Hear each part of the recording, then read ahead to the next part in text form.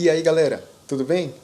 Sejam bem-vindos a mais um vídeo do seu canal Física Expandida, aqui comigo, Professor Ricardo. Na aula de hoje nós vamos falar sobre a Lei de Coulomb. Lembrando a vocês que esse vídeo também é parceria, mais uma vez, com o Único Vestibulares. Galera, vamos à nossa aula. Partiu?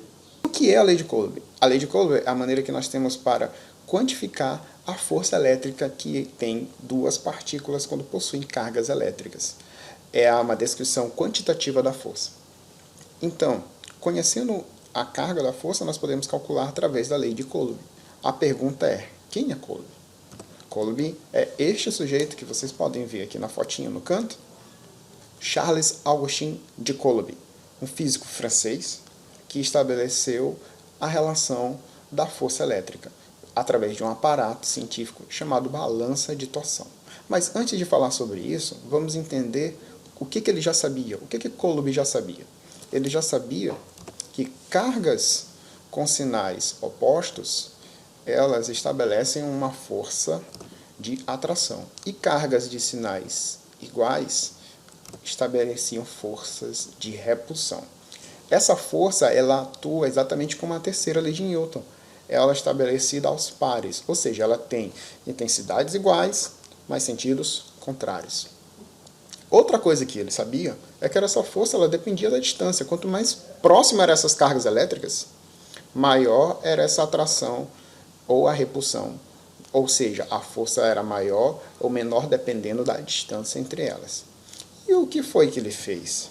Ele fez o seguinte, ele criou um aparato chamado balança de torção, que é um aparelho eletrostático que é capaz de medir a força elétrica, parecido com esse esqueminha aqui que eu estou mostrando para vocês. Mas só que antes dele chegar neste resultado, o Coulomb ele apresentou alguns passos antes de chegar ao resultado da balança de torção. Porque ele tinha alguns problemas. Quais eram esses problemas? Ele precisava calcular a força de cargas elétricas. Todos nós sabemos que quando a gente pega uma caneta, algum corpo de borracha e esfrega ele em um outro material, vai ter uma eletrização ali por atrito. Por exemplo, se eu pego um canudinho, eu pego um papel, esfrego eles, os dois, atrito entre os dois, consigo atrair pequenos pedaços de papel ou outros pequenos pedaços de algodão, alguma coisa bem levezinha, consigo fazer essa atração. Ou seja, consigo ter uma força elétrica ali. Mas só que essa força, ela é pequena, muito pequena. Como é que a gente consegue calcular, então? Medir uma coisa que é tão pequena. Eu não vou ter um dinamômetro para poder medir essa força. Esse foi o primeiro problema de Coulomb. Ele conseguiu estabelecer isso através da balança de torção. Porque a balança de torção ela não foi feita para calcular a força elétrica, mas sim para calcular pequenas forças, medir coisas que precisavam de forças muito pequenas. Um dos problemas seria o seguinte, era saber qual é a força necessária que eu tenho para torcer esse fio, por exemplo, para fazer esse giro. Então, para torcer esse fio, existe alguma proporção, existe alguma relação matemática? Ele tem um material e tal, ele é de borracha e tal. Então, como é que é? Ele conseguiu fazer um estudo em termos de torção de fios e percebeu que ela existe uma dependência que parecia com a lei de Hooke. Ou seja, tem uma constante aqui, que depende do material, depende do formato do fio, que vai depender do ângulo diretamente. Ou seja, quanto maior a minha força for, maior o meu torque, eu vou ter um ângulo cada vez maior de giro. Então, ele estabelecendo essa relação, ele conseguiu criar a balança de torção e calcular essa dependência para materiais diferentes. Com isso, ele conseguiu fazer a balança de torção dele. Vamos analisar aqui o esquema. Nós temos uma haste, duas esferas de tamanhos iguais e outra esfera de mesmo tamanho, mesmo material daqui. Esses materiais são condutores, elas têm sinais aqui, ó, ela é positiva e aqui essa esfera é negativa, essa outra não precisa ter carga elétrica nenhuma. E aqui a gente observa uma atração. Esse fio aqui, ele sofre uma torção, e aqui a gente consegue medir o ângulo, ó, com essa escalinha do lado de fora. Aqui a gente consegue medir o ângulo. Se a gente já sabia que tem uma dependência do torque com o ângulo, para calcular a força, a gente consegue calcular a força entre essas duas cargas. Então ele percebeu que as forças elas dependiam de a quantidade de cargas e da distância que separava elas. Agora, exatamente quanto foi essa distância, como é que é essa relação? Esse experimento ele é muito parecido com um outro experimento que existe na física para determinar a constante gravitacional. Ou seja, tanto a força elétrica quanto a força gravitacional, elas existiam de acordo com princípios bem parecidos. Tanto que o experimento é o mesmo para fazer o cálculo da constante gravitacional. Só que agora, em vez de utilizar cargas elétricas, nós vamos usar massas com tamanhos diferentes para calcular a atração gravitacional. Esse experimento da balança de torção foi feito em 1784. E em 1783, um outro físico chamado John Michell que propôs a balança de torção para a gravidade. Vamos entender o resultado final de Coulomb. O resultado final de Coulomb foi esse, a fórmula da lei de Coulomb, que é que a força elétrica ela depende do inverso do quadrado da distância. Esse é um ponto extremamente interessante. Ele depende do inverso do quadrado da distância. Ou seja, ela não cai diretamente com a distância. Eu afasto e ela vai diminuindo. Eu afasto, ela vai diminuindo. Não.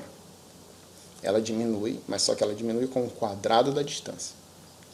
Essa força ela depende diretamente da quantidade de cargas entre elas. Quanto maior essa quantidade de cargas, maior essa força, tanto de atração ou de repulsão.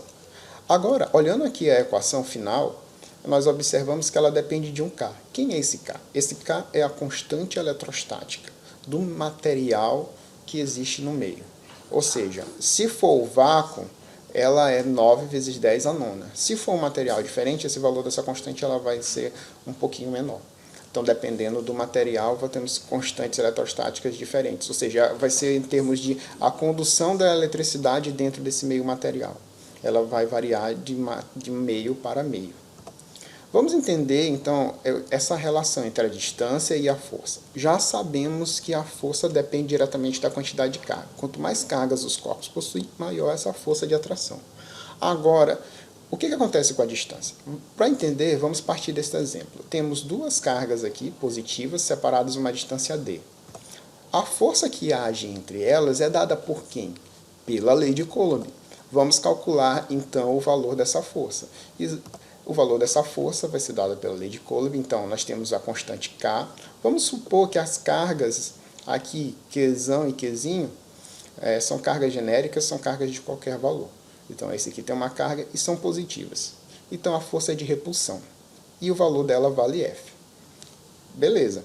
Vamos fazer agora uma pequena alteração nesse esquema. Vamos aumentar a distância para 2 vezes a distância. Aumentando a distância para 2, nós separamos as duas cargas. Vamos manter a mesma carga. A carga dessa continua Qzão e a carga dessa continua Qzinho. Fazendo isso, nós vamos perceber o quê? Intuitivamente, a gente aumentou a distância, a gente já sabe que essas forças vão ficar menores. Então, essas forças vão diminuir. No caso, vamos calcular, então, essa força nova. Fazemos aqui a substituição na lei de Coulomb. Substituindo a distância agora, que não é mais d, ela passa a ser 2d ao quadrado, vamos obter o seguinte, que a força ela vai ficar dividida por 4d ao quadrado. E quem é essas constantes aqui inicialmente? Quem é Kzinho, Qzão, Qzinho dividido pela distância ao quadrado? A gente tinha encontrado na questão anterior. Era nada mais do que a força, a própria força inicial. Então quer dizer que essa força que surge agora, ela é uma força que foi dividida pela quarta parte, e não pela metade, como se podia imaginar. Ou seja, eu aumentei a distância 2 vezes e a força não diminuiu pela metade. Ela sim diminuiu pela quarta vez, pela quarta parte. Vamos entender isso de uma maneira geral e estender para um gráfico.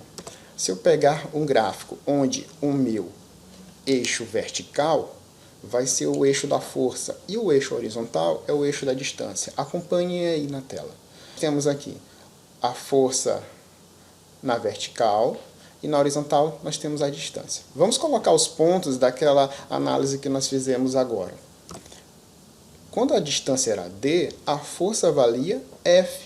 Então vamos acrescentar esse pontinho, ó. Nós temos a força F e a distância D. Vamos acrescentar esse pontinho aí na tela. Pontinho saltitou, ponto, apareceu. Nós temos o quê? O primeiro ponto. Quando a distância passou a ser 2D, o que aconteceu com a força? A força diminuiu para a quarta parte. Então vamos jogar esses valores aqui, ó, no gráfico e vamos ver onde é que o pontinho vai saltitar. Ponto, apareceu bem ali. Vamos fazer mais uma vez, agora de maneira intuitiva, sem necessariamente fazer o cálculo aplicando na lei de Coulomb. Nós vamos fazer para 3D. A força não cai ao quadrado da distância, ela não é diretamente proporcional ao inverso do quadrado da distância. Então, o que acontece? Ela vai ficar dividida por quanto? Por 9. Se eu aumentei 3, 3 ao quadrado, 9. Então, vamos colocar o pontinho lá embaixo. Vamos fazer mais uma vez? Fazer com 4D. Se eu fizer 4D, o que acontece? Essa força vai ficar dividida agora por 4 ao quadrado. 4 ao quadrado é 16, então vai ficar F sobre 16. Botando o nosso pontinho e estabelecendo uma linha, para isso nós observamos que essa linha vai ser uma hipérbole. Então o gráfico da força em função da distância, para a lei de Coulomb, é uma hipérbole. E se a gente quiser esticar isso até o infinito? Se eu quiser aumentar essa distância e chegar ao infinito, o que acontece com essa força? Ela tende a zero. Ela tem a tendência de chegar a zero. Tá? Esse é o gráfico da força versus distância na lei de Coulomb. Uma questão fundamental e que muitas vezes aparece nos vestibulares. Vamos entender mais um princípio, o princípio da superposição. Vamos entender o que significa isso. Imaginem que tem uma força elétrica, não feita agora apenas por duas cargas, né? Então, a força é produzida por essa outra carga. Não, agora vamos ter mais do que uma carga. E essas cargas são pontuais. Atenção para isso. Nós estamos trabalhando aqui, principalmente com o conceito de cargas pontuais, ou seja, o corpo ele não tem um tamanho muito grande. A gente está considerando como se essas forças atuassem todas concentradas em uma única região. A força total, ela vai ser nada mais nada menos do que a soma vetorial dessas forças individuais. Como assim? Não entendi. Vou explicar. A gente vai trabalhar, como a gente aprendeu, soma de vetores. Observem aqui a figura. Eu tenho 3 cargas positivas. Eu quero saber a força resultante em cima dessa carga positiva. Então, eu vou fazer o seguinte. Eu vou ter que estabelecer que essa e essa existe uma força e essa existe uma outra força. Então, a força entre essa e essa vamos chamar de F1. A força entre essa e essa é a força F2. A força resultante vai ser a soma de F1 mais F2, vetorialmente falando. Então, a gente vai fazer aquela composição de vetores. Se, de repente, for um triângulo retângulo, a gente vai aplicar Pitágoras. Se não for um triângulo retângulo, a gente pode aplicar a lei dos cossenos. Então, lembrem dos conceitos de vetores para poder aplicar aqui. E, professor, e se eu tiver um monte de corpos, se eu tiver muitos, a gente vai fazer o mesmo esquema. Lembrando que os sinais eles são importantes aqui, já que nós vamos trabalhar com vetores. Então, se os vetores tiverem um sentido oposto, tem que ser considerado aqui também na hora de fazer a soma vetorial. Vamos para um exemplo de aplicação da lei de Coulomb. Calcule a intensidade da força eletrostática entre duas cargas elétricas pontiformes com cargas de 20 microcoulomb e de menos 30 microcoulomb, distantes uma distância de 20 centímetros uma da outra. Determine as características vetoriais das forças. Gente, nós vamos fazer o seguinte, vamos substituir aqui na equação de Coulomb e vamos ver o que acontece. A equação de Coulomb é normal, tá? Sem nenhuma alteração, K, Qzão, Qzinho, dividido pela distância ao quadrado. Agora, só que vocês têm que atentar para uma coisa. Esses valores aqui estão em submúltiplos das unidades do sistema internacional. Ou seja, nós temos que transformar elas para seus valores padrões. No caso, o micro, ele vale 10 a menos 6. Então, a gente tem que fazer essa transformação desse micro para o valor que ele possui. Ou seja, o micro, ele vale 10 a menos 6. Nós temos que trocar. É isso que acontece aqui, fica 20 vezes 10 a menos 6. A mesma coisa nesse outro valor. Professor, boa pergunta. O que acontece com esse sinal? Por que esse sinal não aparece? Porque aqui, na lei de Coulomb, nós estabelecemos o módulo das cargas. Então, a gente estabelece aqui o módulo. Porque a direção e o sentido da força é dada pelos sinais das cargas. Então, após o cálculo, nós procedemos com a análise do sinal e da direção, do sentido da força. No caso, aqui tem mais um passo. Nós usamos 0,2, ou seja, transformamos de centímetro, nós fizemos a transformação para metros. Feito isso, nós obtemos o resultado. Fazemos as multiplicações das potências de 10 e obtemos o resultado de 135 newtons. Mas não é só isso que ele pede na questão. Ele quer saber também como é que são as características vetoriais da força, porque aqui nós obtemos apenas o módulo, tá? Agora vamos fazer o seguinte, vamos fazer um esquema onde nós obtemos o desenho e a representação das forças. No caso, temos Qzinho positivo e Qzão negativo. A força que é entre elas é uma força de atração, ou seja, a força de Qzão fazendo em Qzinho é para direita, e a força de Qzinho puxando Qzão é para esquerda. Vamos para um outro exemplo. Exemplo número 2. Calcule a intensidade da força eletrostática entre duas cargas elétricas pontiformes, com cargas de 35 microcoulombs e 480 nanocoulombs, distantes entre si 50 centímetros uma da outra. Determine as características vetoriais da força. Uma questão bem parecida com a outra.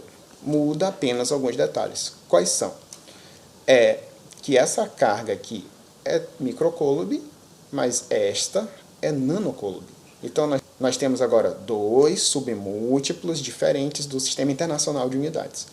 Aqui é o micro, que é 10 elevado a menos 6, e aqui é o nano, que é 10 elevado a menos 9. Agora, vamos prestar atenção também que o sinal delas, ambas, tem sinal positivo. Então, nós vamos ter uma alteração também no sentido, na característica da força.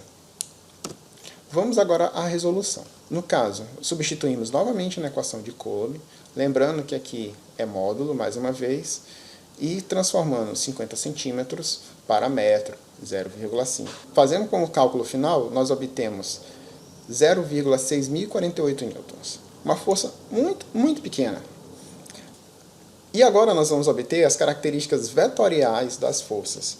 No caso, observando a figura, a gente tem que ambas têm sinal positivo. Então, a força é de repulsão. No caso, a força de Qzão empurrando Qzinho é para a esquerda. E a força de Qzinho empurrando Qzão é para a direita. Galera, não esqueçam de uma coisa.